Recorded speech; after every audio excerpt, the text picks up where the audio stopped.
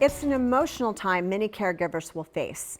The death of a loved one can bring, of course, sadness and sometimes relief, but there can also be guilt. If you've ever felt this, you're not alone. These are complicated emotions that can come after loss.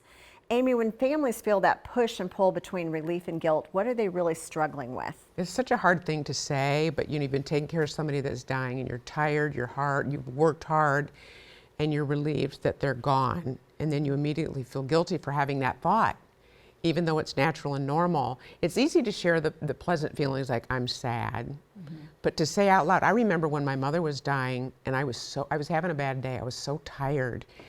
And I finally said to a friend of mine, I just wish she was gone.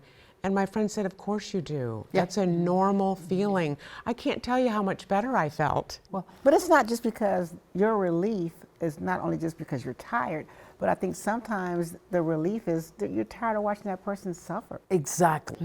Exactly. Yeah, And I think that's true. I liken it to this. So you have to separate the relationship from the job, the caregiving experience.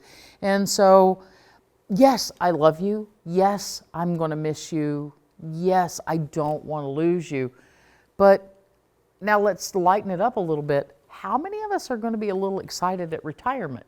You know, there is some joy that comes when the job is done.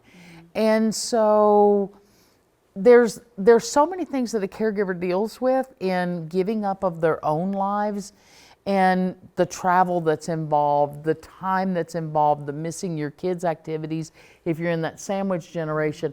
And so you can feel a relief that I get to actually sleep in my own bed tonight. Yeah. I get to be with my spouse. I get to be with my family again. And that shouldn't come with guilt. That's human. That's human nature to want those things for yourself. And it's not selfish.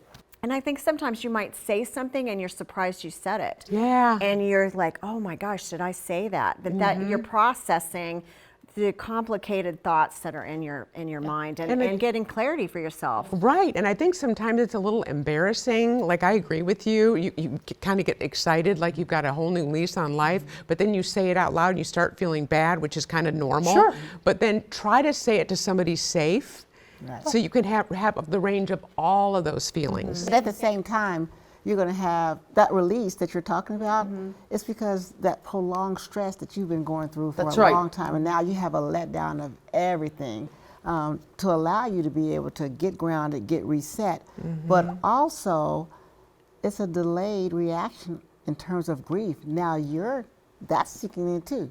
Now Right. it's coming to the reality Good of point. this is where this has really happened. Right, I have to get past the retirement of the duties to move on to the sadness of the loss. And so, I've told you guys, when my mom was terminal, 30 trips in 2 years. 30 trips in 2 years. And yes, after I lost her, there was that relief that next month when I didn't have to jump on an airplane. There was that relief. But I then had that guilt feeling of, oh my gosh, you're actually happy that no, I wasn't happy that I lost my mom. I was happy that I could be in my life. Yeah. And so, hospice, everybody should have hospice on board when they know that they're going to lose their loved one. I'm an advocate for hospice, and they offer bereavement support for a year after. It is a paid for part of the benefit, and you can tap into that. If not, there are grief counseling groups. I'm a certified grief counselor. There are grief counseling groups out there. Find one and tap into it.